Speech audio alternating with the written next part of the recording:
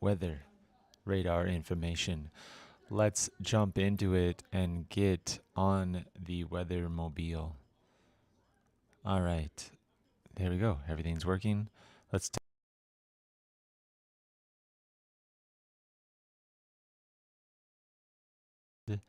now we are going to dive into that weather radar, guys. So let's take a look here. We're going to zoom on in. Holy cow, the dryness and the fire hazards are absolutely spreading.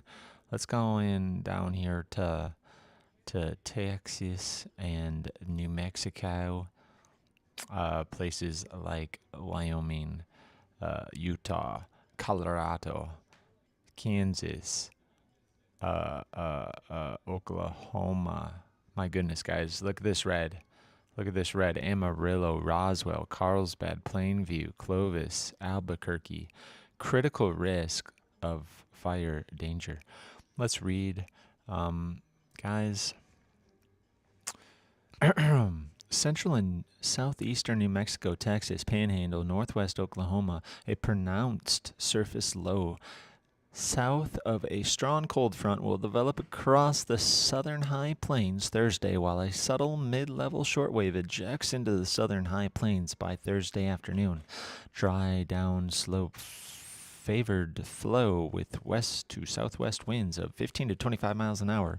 Ahead of the advancing cold front will overlap with very low relative humidity of around 10% across much of eastern New Mexico and the Texas Panhandle into northwestern Oklahoma. In addition, record-breaking temperatures in the middle to upper 90s Fahrenheit will aid in rapid drying of finer fuels through the afternoon. Further south, digital single-digit relative humidity and downslope enhanced, albeit more localized winds of 15 to 20 miles an hour along the east of the Sacramento Mountains warranted a southward expansion of critical fire weather highlights into southeastern New Mexico. The cold front pushing south across the southern plains will bring an abrupt northerly wind shift to the region through early Friday, with potential impacts to existing wildfires or potential new ignitions.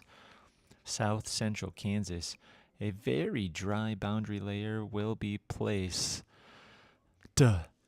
across southern Kansas before the cold front arrives by late Thursday afternoon. A cold front an impinging mid-level shortwave, along with some mid-level moisture, should support development of high base showers and thunderstorms across southern Kansas by late Thursday afternoon and evening. Minimal precipitation over a very receptive fuelscape preceded by likely record high temperatures near 100 degrees Fahrenheit should support a higher ignition efficiency across the area. Therefore, isolated dry thunderstorm highlights were introduced, with westward expansion into southwestern Kansas and even extreme northern Oklahoma potential needed in subsequent outlooks. Synopsis: the strongest upper level winds will persist within the northern tier states on Thursday. Some amplification of the upper ridge is expected in the west. Modest amplification of the upper trough over southeastern Canada is also expected. Cooler air will move into much of the Conus by Friday morning. Central New Mexico, Texas Panhandle, and northwestern Oklahoma, a cutoff low currently off the southern California coast, will move through the southwest Wednesday and reach the southern Rockies and High Plains by Thursday afternoon. This feature will not be overly strong, but will provide enhancement to the mid-level winds and help deepen a surface low in the high plains. This will promote 20 to 25 mile an hour surface winds, with very dry air remaining in the southwest and moving eastward. Localized single-digit relative humidity is possible. More broadly, 15 to 10 to 15 relative humidity can be expected. During the afternoon, sustained critical fire weather is most likely in these areas. Central Oklahoma into the Flint Hills. The exact degree of relative humidity reductions within these areas remains uncertain due to some moisture returning northward. However, mostly clear skies are expected and warming temperatures, likely in the 90s Fahrenheit, given the current frontal progression forecast, will support relative humidity values of 20 to 30%, with the low-level jet centered over these regions. Winds of 15 to 25 miles an hour and stronger gusts will promote elevated to near critical fire weather conditions, even with what could be marginal relative humidity reductions. The cold front will eventually move southward, and strong gusty north winds will arrive in its wake. Timing of the front will be mid to late afternoon for Kansas, with overnight into Friday morning for Oklahoma. Western Kansas. Uncertainty in terms of the duration of fire weather concerns is largest in this area, with the surface trough remaining here the longest. Weaker winds are expected for at least part of the day ahead of the front. 15 to 20 mile an hour may occur. Stronger northerly winds are expected behind the front. As the front moves southward through Wednesday into Thursday, some air mass modification appears probable, and the temperature drops behind the front will be more gradual. This should allow for a secondary period of elevated to near critical fire weather during late afternoon, early evening. Eastern Great Basin into the southwest. Ahead of a cold front, surface winds will increase across the eastern Great Basin to 15 to 25 miles an hour, locally higher across the southwest. Weaker winds are expected due to the stronger mid-level winds displaced further north. There, only 15 mile an hour is anticipated.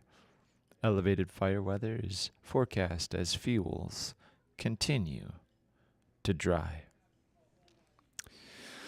So be careful out there, guys. We also have some other weather concerns. Let's take a peek. Let's go to Nebraska. We got general thunderstorms. Let's view the outlook. Nebraska synopsis. Relatively dry and stable conditions will be present over most of the CONUS today, but with several small areas of some concern for thunderstorms. These include the Pacific Northwest and Northern Plains and mid-upper Mississippi Valley in Florida. Florida. A weak surface front lies across central Florida peninsula with strong heating and dew points in the 60s, leading to moderate afternoon Cape. Similar to yesterday, scattered thunderstorms are expected along the east coast, sea breeze, and along south of the front. Winds aloft are weak, but cool temperatures aloft could be sufficient for a strong storm or two capable of hail or gusty wind. The overall threat appears to be low to warrant severe probabilities at this time. Illinois and Indiana. Visible satellite imagery shows a zone of weak, low-level warm advection over Iowa, spreading eastward into Illinois. Several model solutions suggest the risk of some lightning activity this afternoon in this region, although it appears to be rooted in the mid-levels and unlikely to produce any severe risk. After dark, more active thunderstorms may develop over eastern Illinois and much of Indiana, but weak instability will continue to limit any organized severe threat. All right. So, we got that. We got some snow up in the what do you call those? The Cascades, and some rain. No changes are needed to the D1 convective outlook. See previous discussion for more information. Relatively dry and stable conditions will be present over most of the continent. I already read that. Florida. Okay. So I think we've read all the discussion, guys. So we're set there. Now let's look at the active radar. Let's go radar. Let's go national. There we go. And I need to get rid of all these watches, all these watch areas, the fire watch, etc., etc. So we're going to try to get rid of fire weather over. There we go. Let's take that away. And let's take away the thunderstorm. We got severe weather. Let's take away our day 1. There we go. And let's take away our winter weather. Outlook. There we go. Now we're just left with the radar. Let's take a look at what's happening out there. Let's go to the northwest. Seattle. Down Portland. Looks like the Cascade Range getting hammered with rain and snow. Some scattered spotty stuff off the coast. Not bad. Then you go further inland. Few showers out there in the desert area. Once you get into the, the deserts of Oregon and Washington State. Then, as we move into the Bitterroot, we got some showers out there, south of Missoula. Very nice. And then we got those thunderstorms that are scattered in North Dakota. Very nice. Dickinson. East of Billings. Just kind of scattered out there. Then what do we got? We got a few showers, spotty around from Manitoba, Winnipeg to, I don't know, what do we got? The Voyageurs National Park. Then you go into Illinois and Indiana. That's where they were talking about some lightning and some thunder, but nothing too crazy. Between Indianapolis and Davenport, basically, Iowa. And then you move into New York, and they've been dealing with some spotty, scattered showers and stuff out there. Between Baltimore and Montpelier, Sherbrooke, Montreal. Very nice. Let's go down to Florida. Those look like a little more intense. Down here by Tampa, Punta Gorda, Fort Myers. And then off the coast. So I'm sure there's some good wave action there. Up between Brunswick, Georgia, and probably Port St. Lucie. Probably some good wave action out there. Very dry in Texas and New Mexico and Kansas. And that's pretty much it. It's kind of a chilled day. I would say fire weather is the big concern. And then if you're trying to, drive in the mountains around Seattle and Portland, they're getting some snow in the higher elevations. So anyway, guys, let's run over to Hawaii quick. I know they had a lot of flooding recently. Let's see. Let me take a look. I'm going to go radar. I'm going to go single site.